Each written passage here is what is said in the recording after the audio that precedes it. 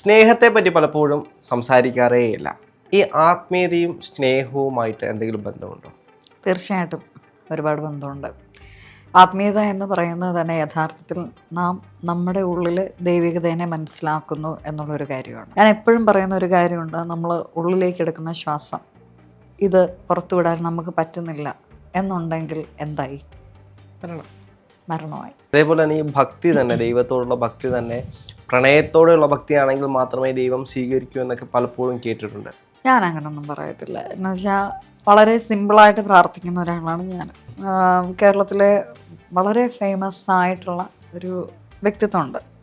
അദ്ദേഹം ആത്മീയതയിൽ എക്സ്ട്രീമായിട്ട് നിൽക്കുന്ന ഒരു മനുഷ്യനാണ്. അദ്ദേഹം എന്നോട് പറഞ്ഞു, ടിറ്റിയുടെ ഈഗോ ഭയങ്കര വലുതാണ്. ഈ സ്നേഹം എന്ന് പറയുന്ന ഒരു ടൂൾ നമ്മുടെ ജീവിതത്തിൽ നമ്മൾ എങ്ങനെയാണ് ഫേസ് ചെയ്യേണ്ടത്? പല രീതിയിലുണ്ട്. ഒരുപാട് തിയററ്റിക്കലായിട്ടൊന്നും പറയാൻ എനിക്കറിയത്തില്ല. കാര്യം ഞാൻ എന്നെ തന്നെ ഇവാലുവേറ്റ് ചെയ്യുമ്പോൾ ഒരു എക്സ്ട്രീം പ്രണയിനിയാണ് ഞാൻ. എന്നെ അറിയാവുന്ന ആളുകൾ പറയുന്നത് ഞാൻ 1950-കളിലോ 40-കളിലോ ഉള്ള പ്രണയിതാവാണ് എന്നുള്ളത്. കാറ്റിനെയും പുഴയും പൂവിനെയും ഒക്കെ പ്രണയിക്കുന്നത്. അതെ. ആത്മീയതയും സ്നേഹവും നമ്മൾ കുറേ നാളായി ആത്മാക്കളുടെയും അങ്ങനെ ഒരുപാട് കാര്യങ്ങളൊക്കെ പറയുന്നുണ്ട്. സ്നേഹത്തെ പറ്റി പലപ്പോഴും സംസാരിക്കാറേയില്ല. ഈ ആത്മീയതയും സ്നേഹവുമായിട്ട് എന്തെങ്കിലും ബന്ധമുണ്ടോ? തീർച്ചയായിട്ടും ഒരുപാട് ബന്ധമുണ്ട്. ആത്മീയത എന്ന് പറയുന്നത് തന്നെ യഥാർത്ഥത്തിൽ നാം നമ്മുടെ ഉള്ളിൽ ദൈവികതയെ മനസ്സിലാക്കുന്നു എന്നുള്ളൊരു കാര്യമാണ്. അപ്പോൾ ഈ ദൈവികത മനസ്സിലാക്കണമെങ്കിൽ നമുക്ക് എന്തുണ്ടായിരിക്കണം? സ്നേഹം ഉണ്ടായിരിക്കണം. എന്ന് പറയുമ്പോൾ ആത്മീയതയും സ്നേഹവും തമ്മിൽ വളരെയധികം ഇൻ്റർകണക്റ്റഡ് ആണ്. ആത്മീയപരമായിട്ട് ഉയർന്നു നിൽക്കുന്ന ഒരു വ്യക്തി എന്ന് പറയുമ്പോൾ അവരെ സംബന്ധിച്ച് ഒന്നാമത് കേസ് ഈഗോ ഇല്ല. എല്ലാവരെയും തുല്യമായിട്ട് കാണാനായിട്ടുള്ള ഒരു വിശാല ഹൃദയതയുണ്ട്. രണ്ട് ആത്മീയ നേതാക്കൾ തമ്മിൽ കോമ്പറ്റീഷൻ മൈൻഡ് ഇല്ല. ഞാനത് പറഞ്ഞ വേറൊന്നും കൊണ്ടുമല്ല. അങ്ങനെ ഒരു സൊസൈറ്റിയിലാണ് നാം എല്ലാം നിൽക്കുന്നത്. അപ്പോൾ ഒരു വേദിയിൽ ആത്മീയതയിലെ വിവിധ ആളുകൾ വന്നിരിക്കുമ്പോൾ ഒന്നിനേക്കാൾ മികച്ചതാണ് എന്ന് പ്രൂവ് ചെയ്യുന്ന തരത്തിലെ സംസാരങ്ങളുള്ള പല വേദികളിലും എനിക്കിരിക്കേണ്ടി വന്നിട്ടുണ്ട്. പിന്നെ ഈ ആത്മീയ നേതാക്കൾ തമ്മിൽ അങ്ങോട്ടും ഇങ്ങോട്ടും ഒരു എനർജി ക്ലാഷസ് ഉണ്ട്. മനസ്സിലായില്ലേ? ശരിക്കും അങ്ങനെ വർക്കൗട്ട് ചെയ്യേണ്ടതല്ല ആത്മീയത. ഓരോരുത്തർക്കും അവരുടേതായിട്ടുള്ള എന്തുണ്ട്, സെക്ടറുണ്ട്, ഒരു പർട്ടിക്കുലർ ഏരിയ ഓഫ് സ്പെഷ്യലൈസേഷൻ ഉണ്ട്.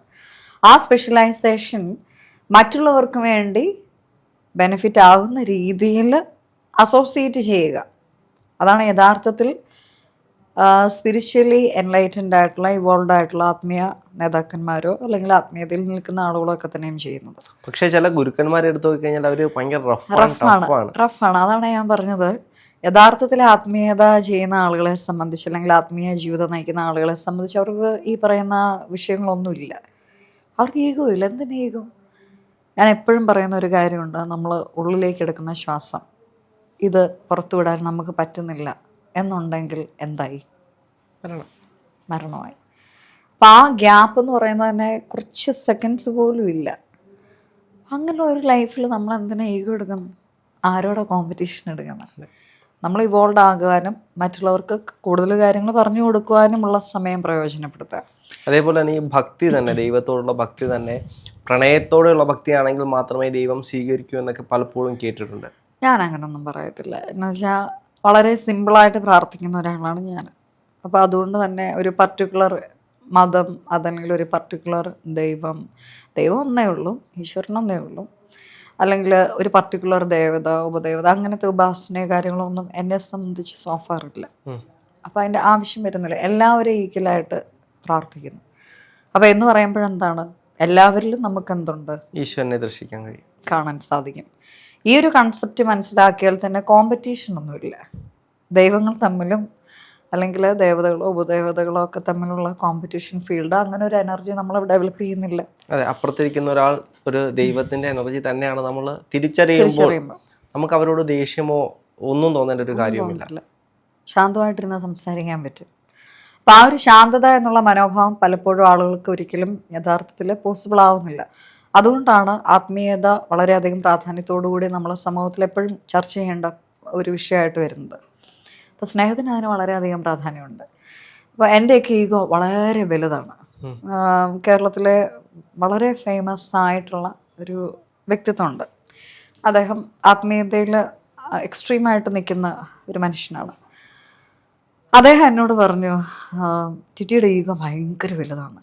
അപ്പം ഞാൻ ഒന്നിരുന്നൊന്ന് ആലോചിച്ചു, ഈഗോയോ? എനിക്കോ? ഇപ്പോൾ നമ്മളെ കാണുമ്പോഴത്തേക്കും അല്ലെങ്കിൽ വോയിസിൻ്റെ മോഡുലേഷനൊക്കെ എന്ന് പറഞ്ഞാൽ ഞാൻ പറഞ്ഞ പോലെ ചെറുപ്പം തൊട്ട് ഈ പൊളിറ്റിക്സ് അതല്ലെങ്കിൽ സ്പീച്ച്, പ്രസംഗം അപ്പം നാച്ചുറലി എന്നതായി നമ്മുടെ വോയിസിന് ടഫായി. അപ്പോൾ ഇനി ഇത് കേട്ടിട്ടാണോ ഇദ്ദേഹം ഇങ്ങനെ പറയുന്നത് എന്ന് ഞാൻ ചിന്തിച്ചു. അവിടെ എൻ്റെ അടുത്ത് ചിരിച്ചോണ്ട് നോക്കിയിട്ട് പറഞ്ഞു, ടിറ്റിയുടെ ഈഗോ വളരെ വലുതാണ് എന്ന് ഞാൻ പറഞ്ഞതിൻ്റെ അർത്ഥം നമ്മൾ ഈ കാണുന്ന സോ കോൾഡ് ഈഗോയിസ്റ്റിക് പേഴ്സൺ എന്നുള്ളതല്ല. ആരെയും എന്തിനേയും ഉൾക്കൊള്ളാൻ പറ്റുന്ന ഒരു മനസ്സിന് പക്വതയുള്ള ആളാണ്. അത് ഒരുവിധപ്പെട്ട മനുഷ്യർക്ക് ആർക്കും ഇല്ല. അവരുടെയൊക്കെ ഇത് വളരെ ടൈനി ആയിട്ടുള്ള ഈഗോയാണ്. യഥാർത്ഥത്തിൽ നമുക്ക് വേണ്ടത് വളരെ വിശാലമായ ഈഗോയാണെന്ന് പറഞ്ഞു. അത് കേട്ടപ്പോൾ എനിക്ക് ഭയങ്കര സന്തോഷം തോന്നി. കാര്യം അദ്ദേഹം പറഞ്ഞ സത്യമാണ്.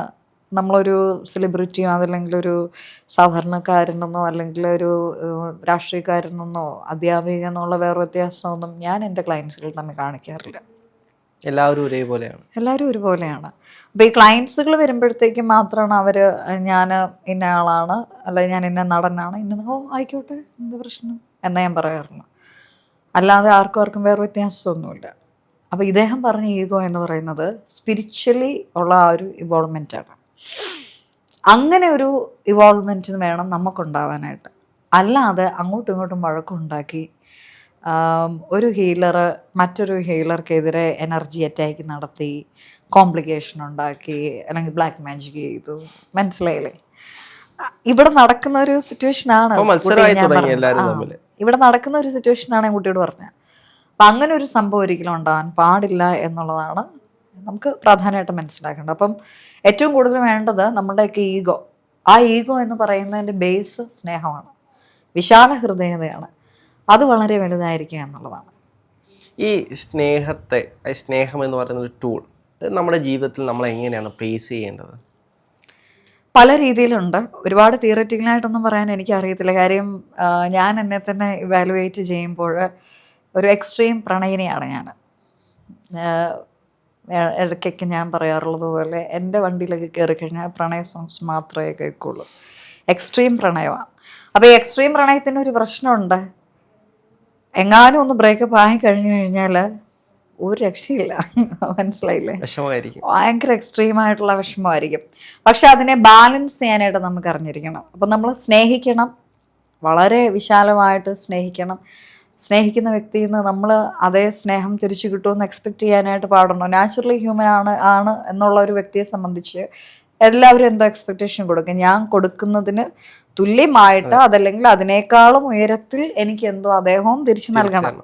പക്ഷെ ആ തിരിച്ചു നൽകൽ കുറവായിട്ട് വരുമ്പോഴാണ് അവിടെ ക്ലാഷസ് ഉണ്ടാകുന്നത്.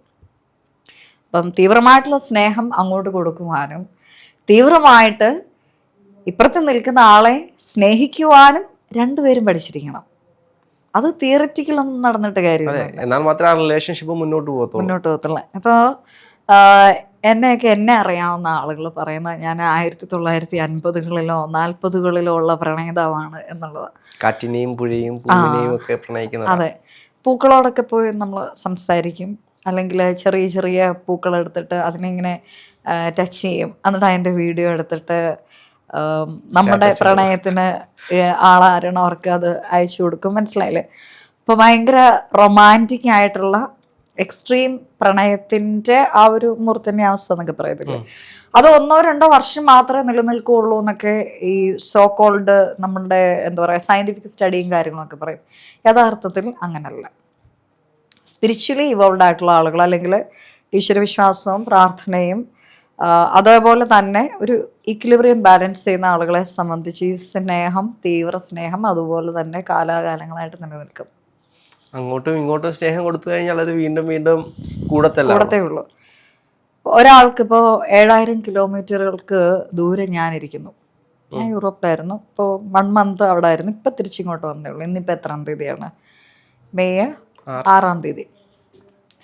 7000 കിലോമീറ്റർ ദൂരെ ഇരിക്കുന്ന എൻ്റെ ഹൃദയത്തിൻ്റെ ഇടിപ്പിനെ നിയന്ത്രിക്കുവാൻ തക്ക രീതിയിൽ ഫ്രീക്വൻസി പിടിച്ച മറ്റൊരു ഹൃദയം ഇന്ത്യയിൽ ഇരിപ്പുണ്ട് എന്നുണ്ടെങ്കിൽ, ആ ഹൃദയത്തിനൊരു ചലഞ്ച് ഉണ്ടെങ്കിൽ അത് അവിടെ ഇരിക്കുന്ന എനിക്കും കിട്ടും. അപ്പോൾ അതിന് നിങ്ങൾ എന്ത് പറയും? ഫ്രീക്വൻസി ഇങ്ങനെ പൊക്കോണ്ടിരിക്കല്ലേ. എല്ലാവരുമായിട്ടൊന്നും നമുക്ക് കണക്റ്റ് ആവാൻ പറ്റത്തില്ല. യഥാർത്ഥത്തിൽ നമ്മുടെ ജീവിതത്തിൻ്റെ പല കാലഘട്ടങ്ങളിൽ നമുക്ക് പലരോട് സ്നേഹം തോന്നും. ആ സ്നേഹം എന്ന് പറയുന്നത് അപ്പനോടാകാം, അമ്മയോടാകാം, സഹോദരങ്ങളോടാകാം, സുഹൃത്തുക്കളോടാകാം, നമ്മുടെ ജീവിത പങ്കാളിയോടാകാം. ഇപ്പോൾ ബോയ് ഫ്രണ്ടും ഗേൾ ഫ്രണ്ടും ഒക്കെയുള്ള നിരവധിയായിട്ടുള്ള ആളുകൾ നമുക്ക് ചുറ്റുമുണ്ട്. അപ്പോൾ അവരോടൊക്കെയുള്ള ഒരു ഫ്രീക്വൻസി ലെവൽ എന്ന് പറയുന്നത് വ്യത്യാസമാണ്. എന്നിരുന്നാൽ തന്നെ മനുഷ്യൻ ആത്യന്തികമായിട്ടും ആഗ്രഹിക്കുന്നത് ഒരു ഇണയായിട്ട്, തുണയായിട്ട് ഒരാൾ വേണം എന്നുള്ള ഒരു കാര്യമാണ്. അല്ലാതെ ഒരു 20 പേര് സുഹൃത്തുക്കളായിട്ടുണ്ടായിരുന്നു, അല്ലെങ്കിൽ ഒരു 30 പേര് എനിക്ക് കമ്പനിക്കാരുണ്ട് എന്ന് പറഞ്ഞിട്ട് കാര്യമുണ്ടോ? ഇല്ല. നമുക്കൊരു വിഷമം വരുമ്പോൾ നമ്മൾ ആദ്യം ആരെ വിളിക്കാൻ പോകുക?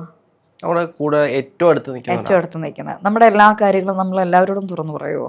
ഇല്ല, പറയത്തില്ല. നമ്മൾ ഫസ്റ്റ് നമ്മുടെ മൈൻഡിൽ വരുന്ന ആരായിരിക്കും? ഫസ്റ്റ് സർക്കിളിലുള്ള ഏറ്റവും അടുത്ത സർക്കിളിലുള്ള. അപ്പോൾ ആ സർക്കിളിൽ നമ്മുടെ അച്ഛനുണ്ടെങ്കിൽ നല്ലത്, അമ്മയുണ്ടെങ്കിൽ നല്ലത്. പക്ഷെ ഒരു സ്റ്റേജ് കഴിയുമ്പോഴത്തേക്കും തീർച്ചയായിട്ടും നമ്മുടെ ആ പ്രായത്തിൻ്റെ ഇൻവോൾവ്മെൻറ്റ് മാറുന്നതനുസരിച്ച് അത് ഹസ്ബൻഡിലേക്കോ വൈഫിലേക്കോ, അതല്ലെങ്കിൽ നമ്മുടെ സ്നേഹം, പ്രണയം ആരാണോ അവരായിരിക്കും നമ്മുടെ ഏറ്റവും ക്ലോസസ്റ്റ് ആയിട്ടുള്ള സർക്കിള്. അപ്പോൾ ഇവരുമായിട്ട് നമ്മളെപ്പോഴും കണക്റ്റഡ് ആവുക. അതിനൊക്കെയാണ് നമ്മൾ ഈ സോൾമേറ്റ് കണക്ഷൻ എന്ന് പറയുന്നത്.